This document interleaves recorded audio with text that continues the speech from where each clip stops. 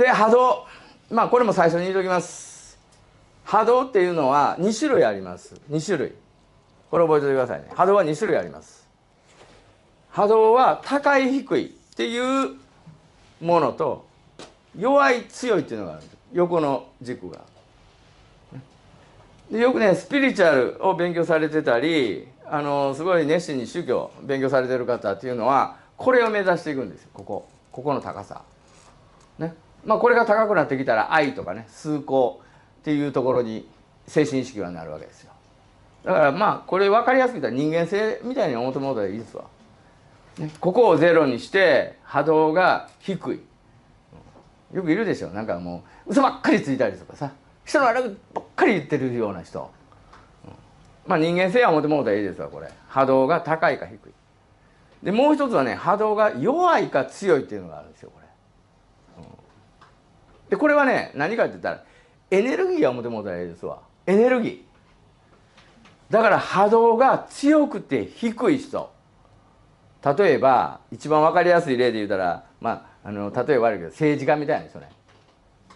ようあんだけ人のこと悪いことばっかり言って政治家なんか慣れてるなみたいな、あとは悪徳な社長みたいな、ようあんなんで商売成り立ってんなみたいな、けどもすごい地位を持ってたりとかさ、すごい権力を持ってたりすごいお金を稼いでたりするでしょ。ああいう人らは波動が強いんです。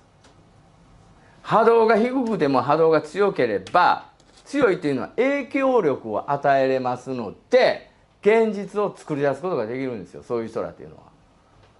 だからいくらね心のお勉強をしてねありがとう何回唱えても波動が弱ければその人の願うねハッピーな現実は生まれないみたいな。よくいるでしょ、なんかすごい信心深いんやけど、あの人ものすごいお祈りしようんやけど、なんか絶対なんか幸せそうに見えないなみたいな、幸薄そうみたいな、あれこれがいいよ。で現実を良くするためにはこの強さが必要なんです。強さだからね、ハイタッチをやったっていうのはこの強さを高めたんですよ。エネルギーを高めたんですよ。だからものを、現実を意志だけで変えることができた。で覚えておいてくださいね。基本波動っていうのは圧倒的に女性の方が強いんです。3倍強いです。男性の方申し訳ないんですけど、僕も含めてね3倍強い。だから女性はほぼほぼ男性から影響を受けることはありません。それはね女性は弱いふりするめっちゃ得意やから泣いたりねけどねもう大好きな人でも別れるとするじゃん。でね次にねいい人できるでしょ。前の男スパーッと別れれるのは女性です、ね、男性はなんか知らんけど元カノのアドレス残してます。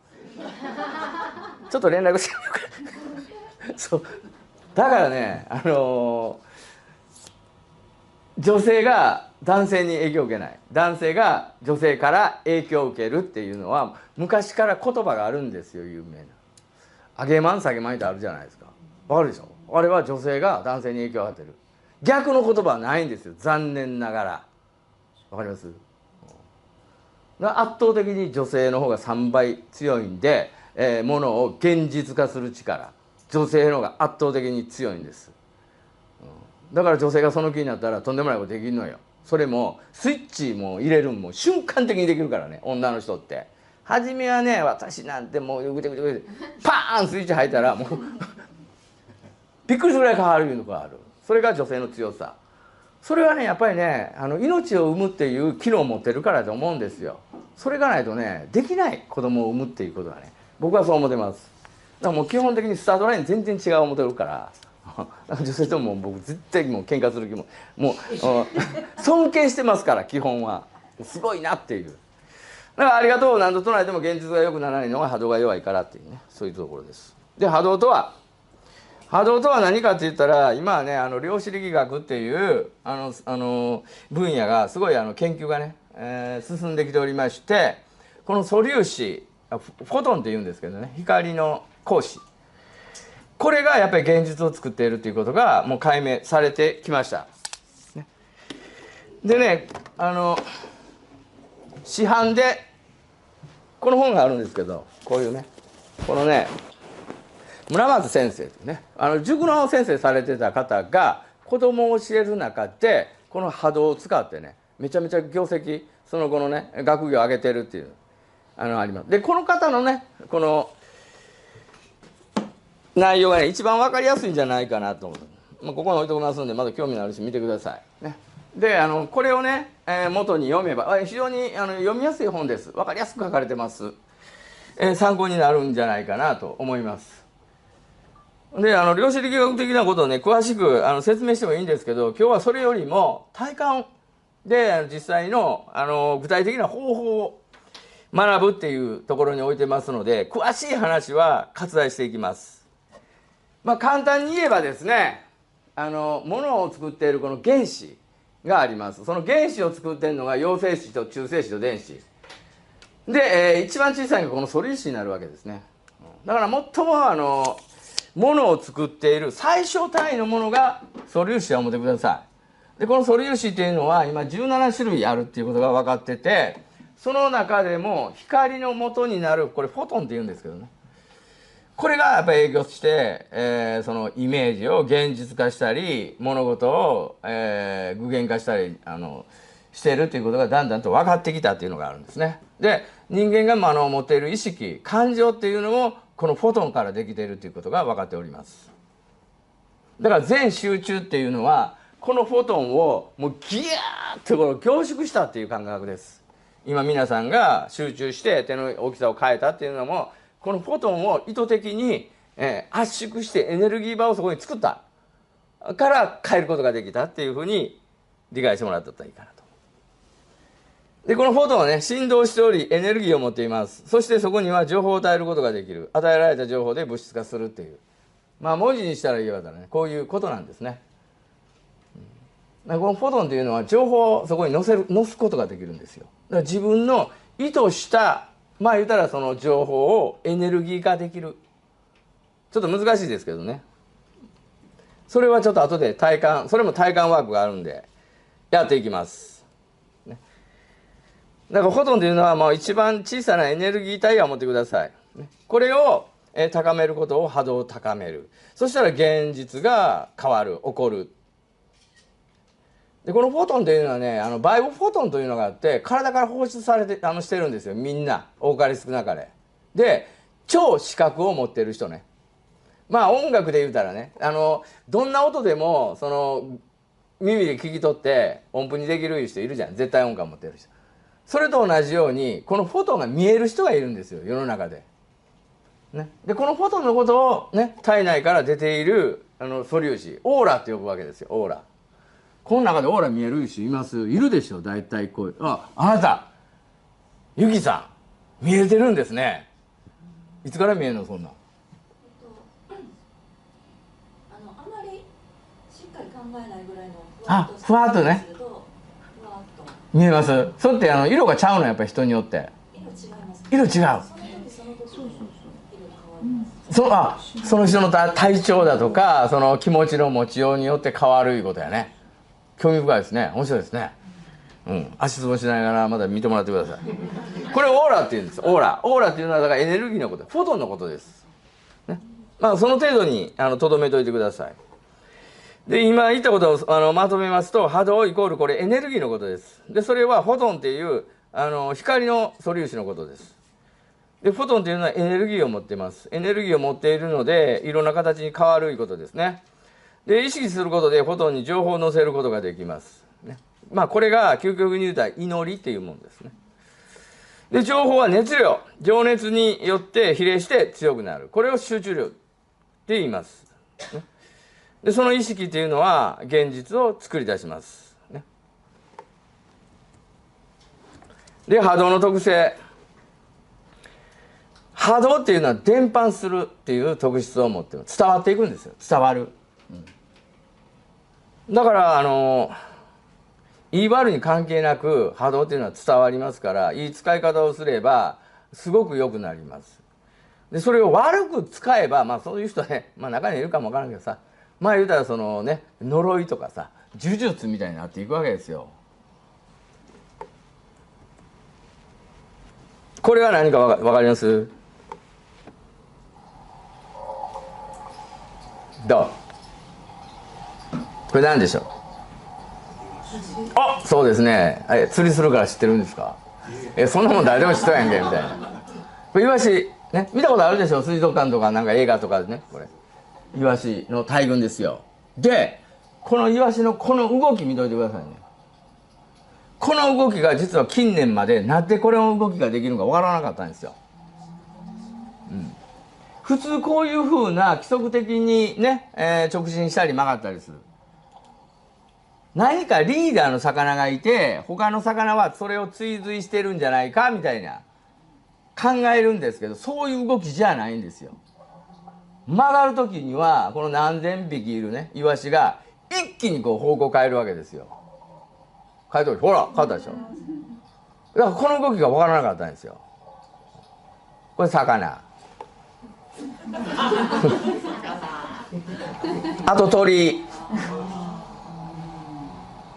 もそうなんですよこれ。だからこんだけなんかもう無秩序に飛んでるやけどぶつかって落ちてくる鳥ってそういないんですよね。で動きもさっきのねイワシと一緒なんですよ。だから規則性があるんです。これをねプログラム化した人がいて、それをプログラムするには2つの物体がいたら近くなりすぎたら離れる、で離れすぎたら引き寄せるっていうような数式を当てはめたらこの動きができるんですよ。じゃあそれをコントロールしてもうは何かって言ったらそれが波動なんですよ。波動でやり取りしてるんですよ。外部と細胞間同士のやり取りをしてるわけなんです。でないとこの動きっていうのはできないんですね。わかります？だから波動っていうのは伝わるんですよ。もう一つこれ実験でね音差というのを使います。で2つのこの音差は全く同じ振動数を持ってる音差で、同じ周波数を持っている音差のこれを叩けば距離のある音差はそれに共振共鳴して響き出すんですよ。これが波動の一つの特徴、共振共鳴と言います。でこっちの周波数変えます。全然今度違う周波数になりました。これ叩いたら響かない。波動が全然違うから。全然違うから。波動っていうのは一つの法則で同じ周波数帯のものだけしか響き合わない。こうやったら響くんです。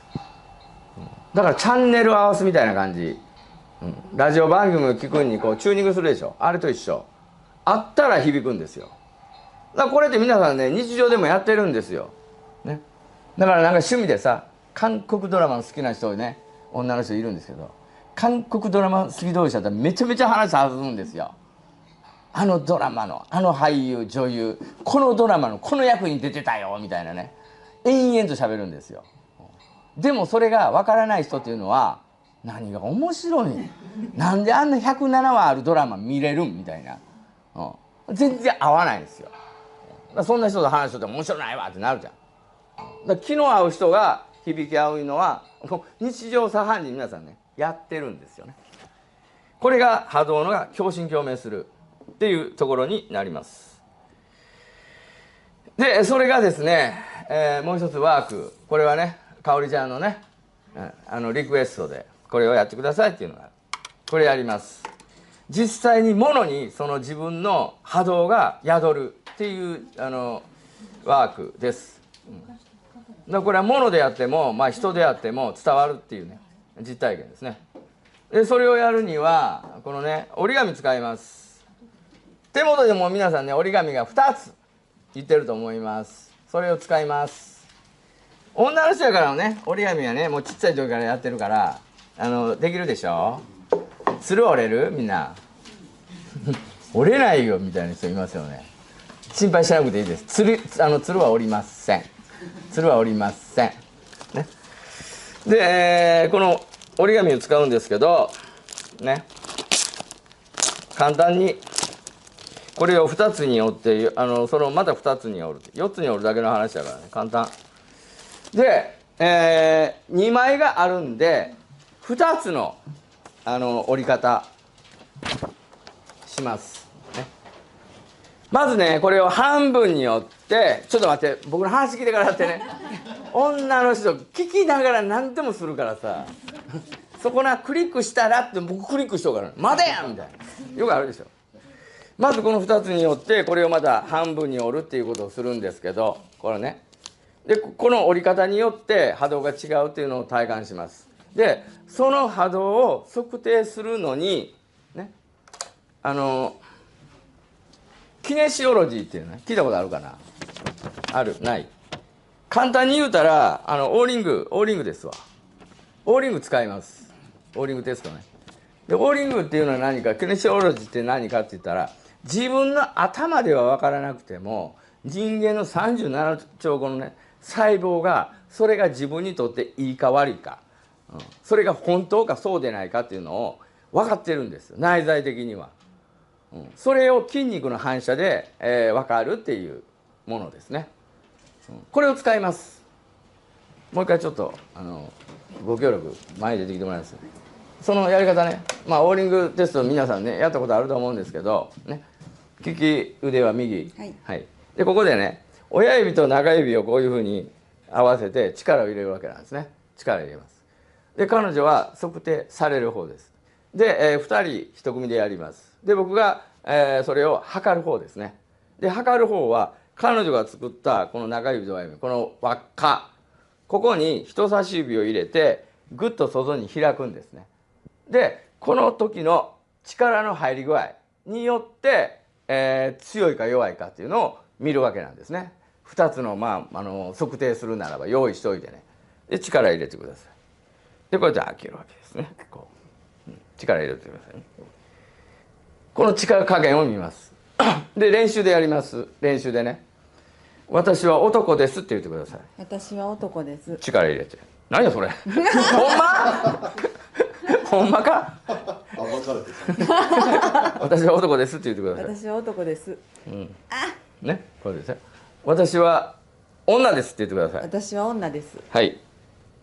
この違いわかる？私は男ですっていうのと私は女ですっていうその時の力の入り具合をまずは練習で、お隣同士、前後でちょっとやってみてもらえます？はい。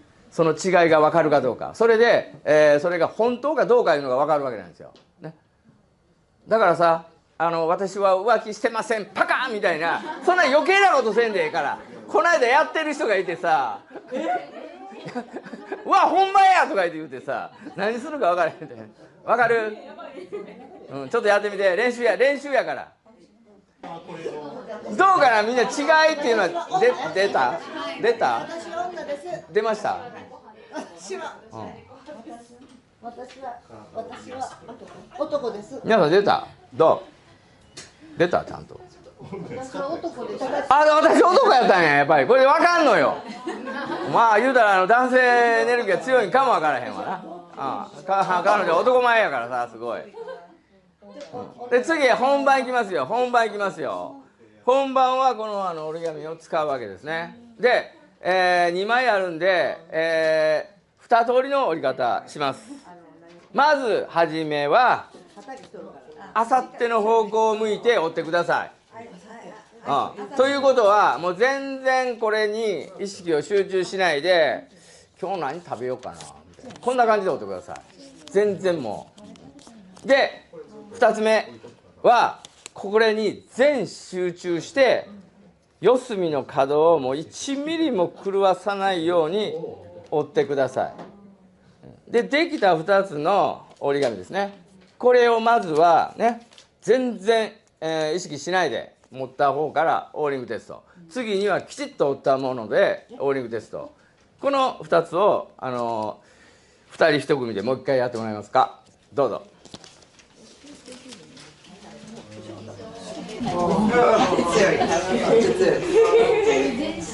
どう？違い分かる？分かった？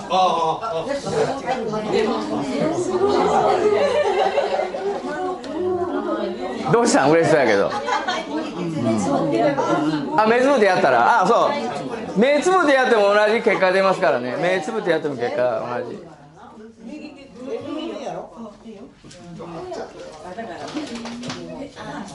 どう？違いは出ましたか？出ました。ありがとうございます。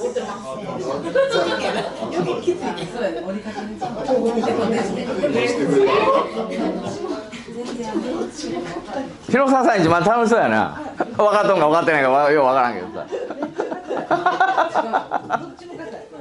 どっちも硬い。ただ力が強いだけみたいな。まあそういう人もなおるわな。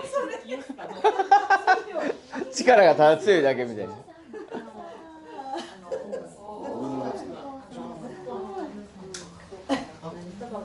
どうですか？力の強い伊藤さんどう？出た？あ、出た。すごいすごいすごいすごいすごいすごい。正規さんどうよ？みゆきさん出たんちゃんと。本当？本当？みんな出た。そうでしょ。ということはね、よく昔の人がさ、しつけ、まあ今でやってるかも分かる。しつけね。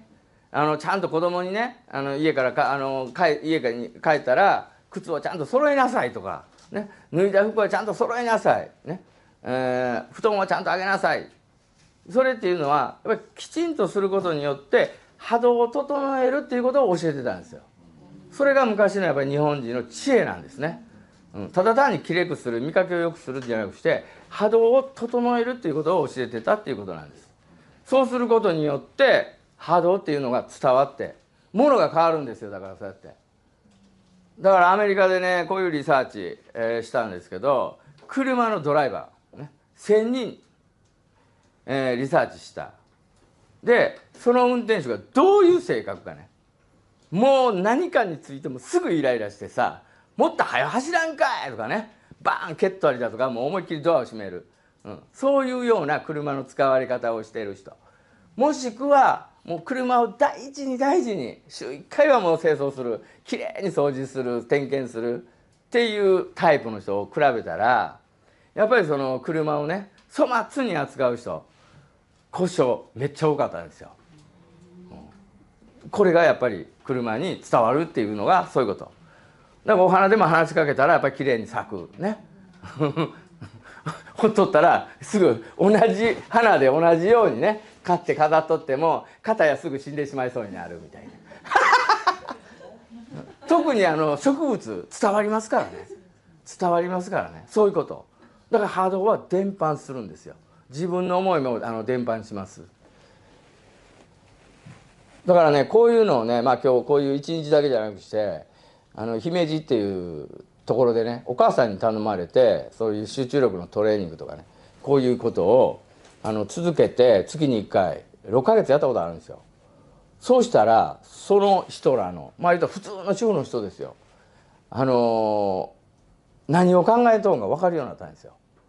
前に出てきてもらってイメージをしたらね、ほぼほぼ 90% ぐらいみんな言い当てるんですよそれ。訓練によってそこまで人間高まるっていうのがあります、ね、だから人間って潜在的にものすごいね力持ってるんやっていうことを分かってほしいんですね。もうちょっとやって波動水を作るね、ワークに入って、まあ、それを休憩としますからもうちょっとね頑張ってください。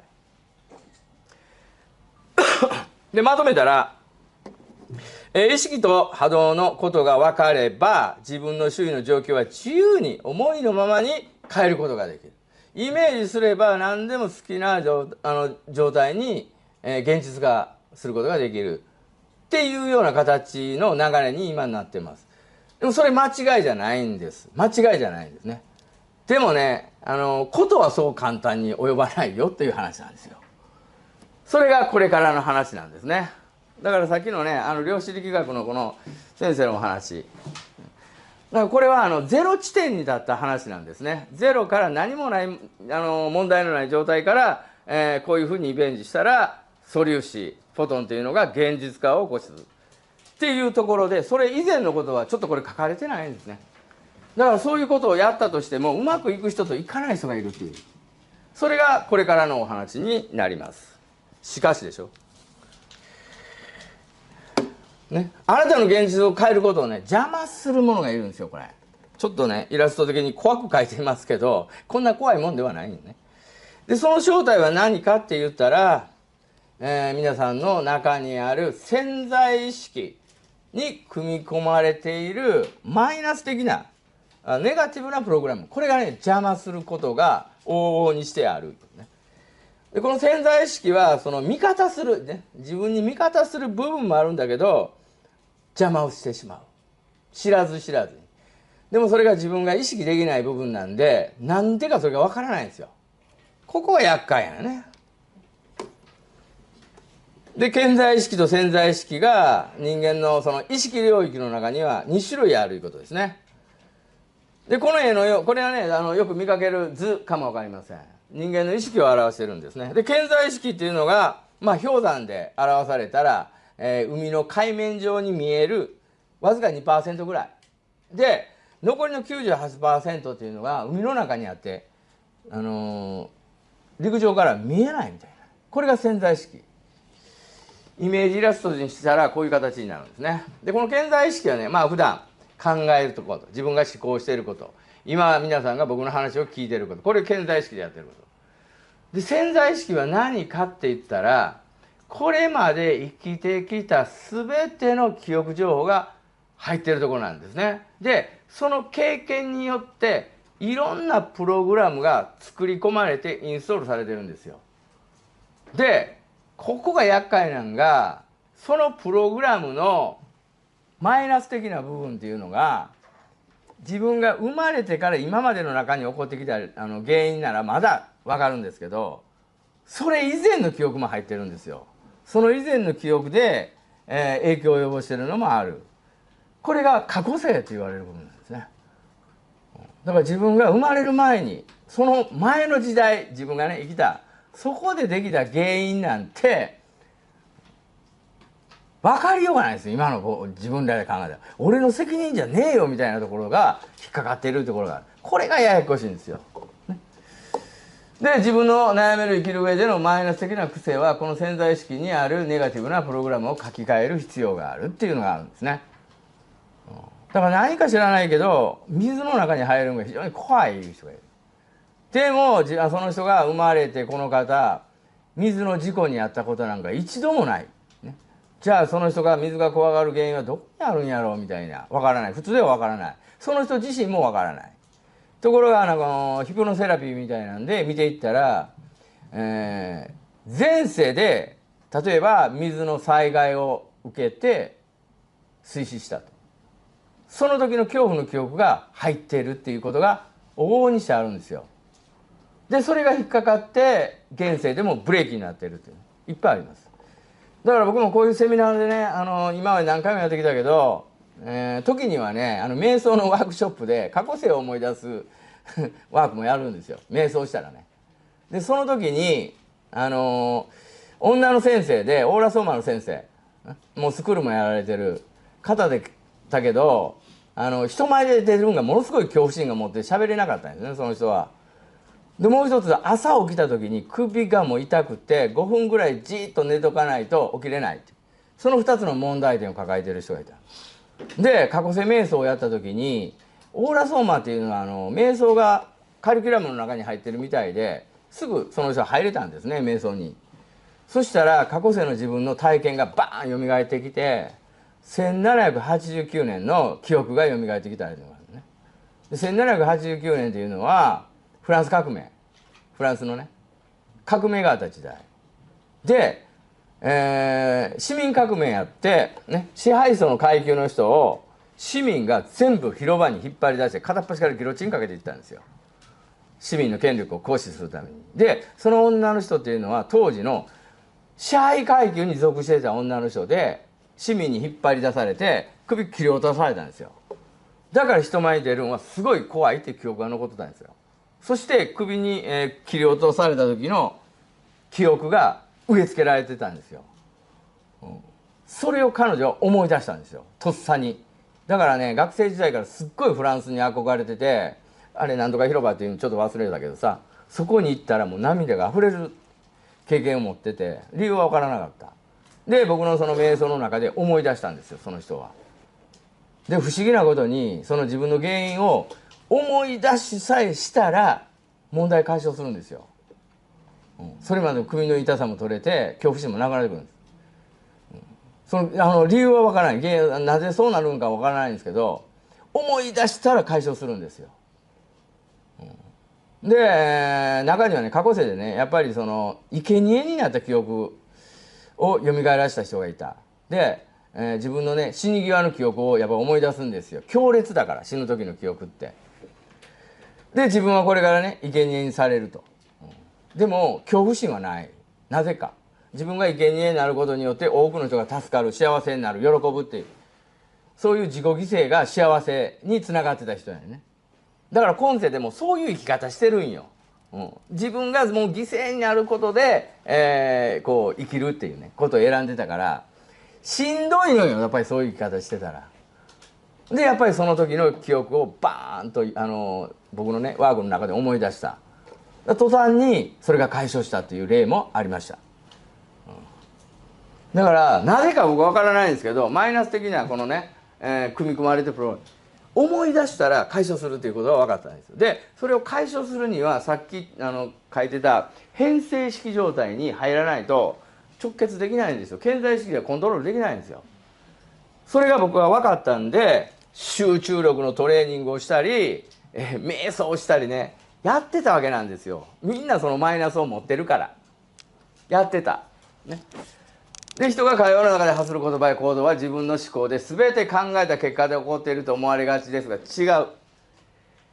それというのは行動や、言葉や行動というものはある何かの事象が目の前に起こる。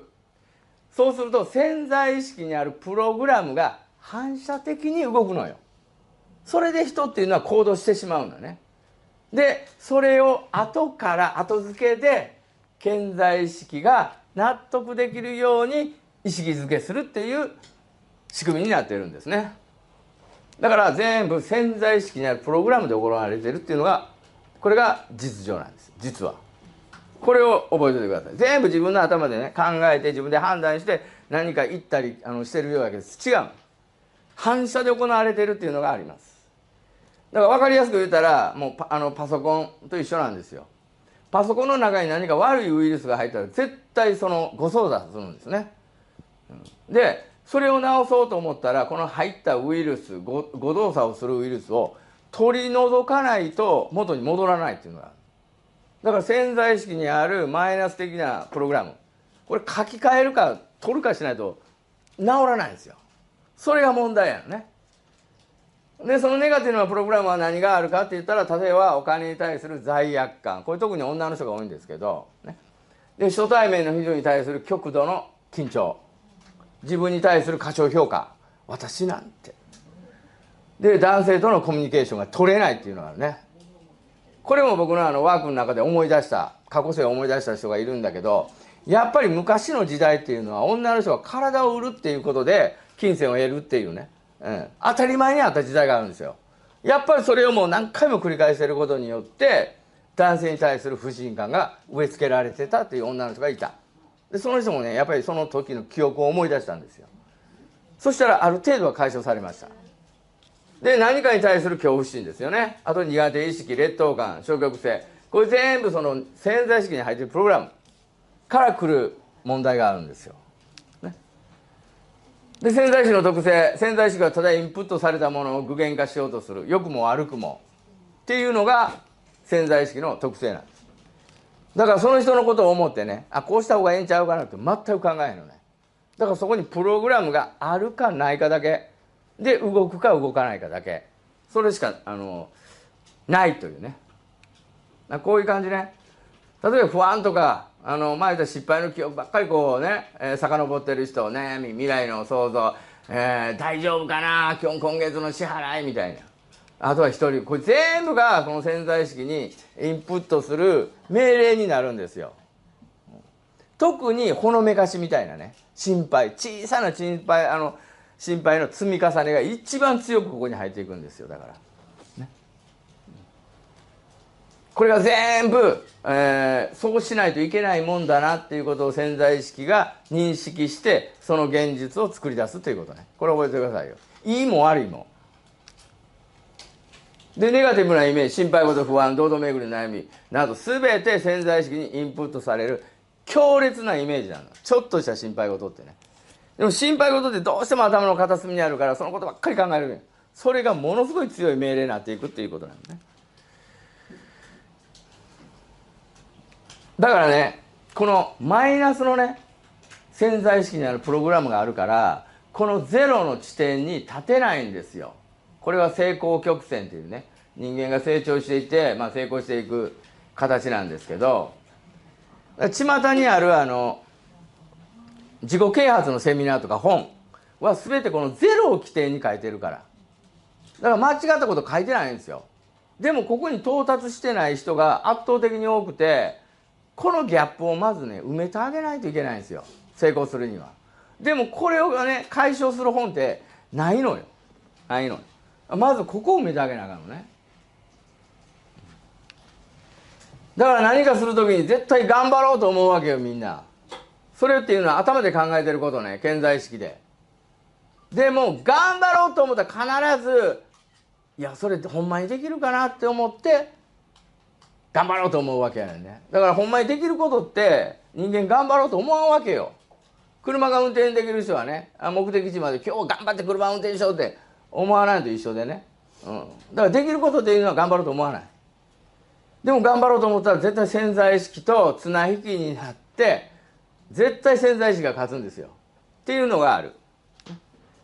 だからこういう状態ね、心で言うたらもうゴミがあってブロックがあって進めない状態、これが潜在意識にあるネガティブなプログラム。まずこれをのけてこういう状態にしないと進んでいけないっていうのがある。で潜在意識にこの大抵ブレーキになってるのは恐怖ですわ。恐怖で、この恐怖があれば外部のマイナス的なものを引き寄せてしまいますね。だからこれを変える必要がある。こういうプラスのものにしたらね、外部のいいものが引き寄せられるっていうこういう仕組みなんですよ。だからそのマイナスを修正しないといけないんですよ。プラスのことを作るにしてもね、これが大事で、潜在意識のネガティブなプログラムを除去することはですね相当難しい。これだから僕はもう言うたらいろんなねワーク、集中力を高めるためにねテニスボールをね3つをね立てるような訓練とかね、あとはね瞑想とかね、もういろいろやってたい。でそれをずっとねみんなとやったらね、挙句の果てに何を言われたかって、先生これしんどいわ、でけへんわそらおっしゃる通りですってなるんよ。仕方ない。そらしんどかったよな、あれな。冬の寒い日でもここでやな、みんなで集中力のなボールの投げとかジャグリングするんよ。じゃあ汗かくんやなみんな。何の部活やいう感じやろ。でその時に僕が見つけたんが今日ね皆さんにお知らせしてたこのカスタマーレイヤーというこの修正波動装置なんですよ。ね、でこれの歌い文句がですね 5% の努力だけでっていうのよ。なんかしんどいこといっぱいしてたからさ、ほんまかいやで波動をね書き換える 5% だけそんなんできんのっていう話やん。でそれを自分が意識せんでもできるいう話なんよ。それも短時間で潜在意識の書き換えでほんまかいやと思いますよね。だからこれが何気なくこれだけが流れてきたら、これYouTube で僕見つけたんですけどね、多分素通りしてたと思います。でもこれを言ってる人が、この人知ってるかな、みんな知らん方ね、今日覚えておいて。日本でもものすごいいい映画を撮っている白鳥監督、この監督が僕はもう大好きで全部映画見てた。でこの監督がYouTube チャンネル持ってるから見てたんよ、それを。そしたら突然これをね言い出したんよ。で僕が初めて知った。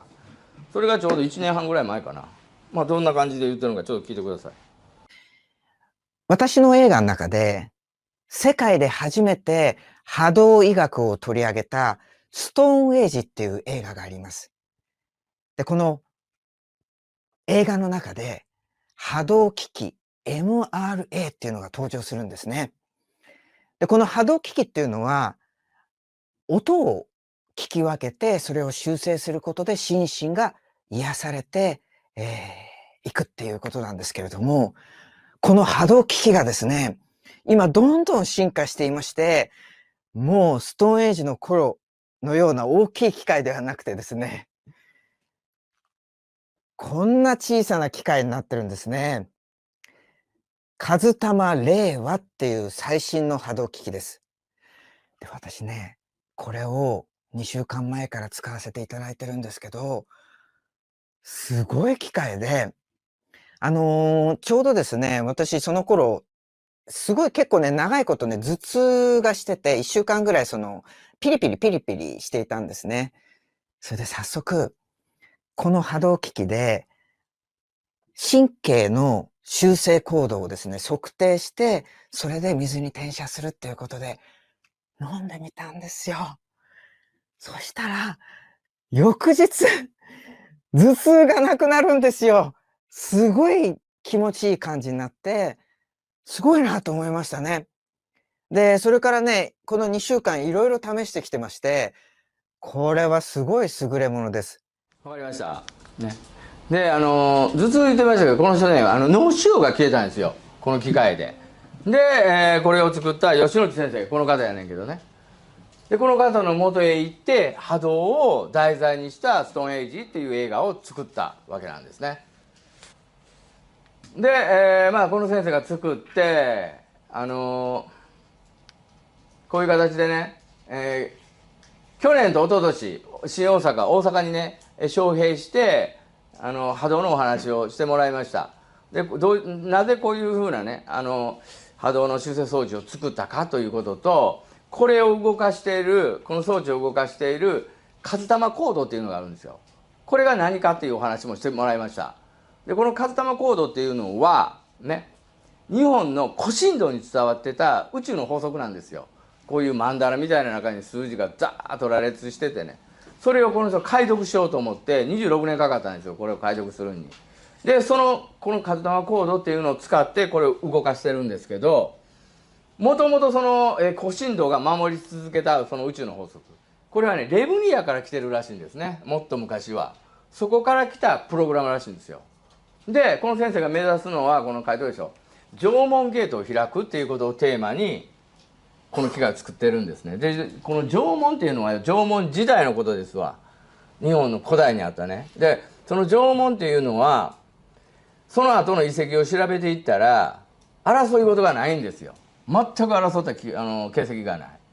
でなぜ争い事がなかったかって言ったら、縄文の人たちは物を所有する概念がなかったんですよ。これは俺のもの、これあんたのものっていう概念が全くなかったから、争う原因がなかったですよ。普通やったらさ、自分がね海から魚をねいっぱい釣ってきたらさ、これは俺のもんやからって、じゃあ売ったろかみたいな話になるんやけど、そこにあったらもうすでにみんなのもんや。だから喧嘩しない。ところが後から入ってきたね大陸の人たちが所有する概念を持ってきたんですね。ここは俺の土地。そこからやっぱりね物の奪い合いっていうのが起こった。だからこれを使って、だからねこの波動コードっていうのがあるんですけど、1番目が世界平和を入れてるんですね。だからそういう世の中を作りたいという形でこの先生はこの機械を作った。だから僕はそれに賛同して、これをですね使ってもらう人を広めてるわけですよ。で今日来てもらった人にはね、この先生の、講演会の動画2時間の分大体5000円ぐらいの値段ですけど、全員にプレゼントしますので、帰ったらまた見てください、ね、これ皆さんに順番にお渡ししていって、このQR コードを読んでパスワード入れたら吉野先生の動画ものすごい、ハイクオリティの内容です。見れますね。でも実際に波動水、作っていくワークに入ります。回っていくからね、待っとって。で波動水を作る上でのねちょっと注意点言うときますよ。身につけている貴金属は取ってください。測定するときにはね。そう金属は波動情報を変えますので、イヤリングとかネックレス外した方がいいです。で同じ水にこの波動コードは複数転写できますので、時間がある限りやってもらったら結構です。でやっぱり測定する時の意識が大事なので、測定する時にはね、その自分の測定ね、その目的が果たせますようにっていう形の意識状態でやってください。で効果が全然違ってきます。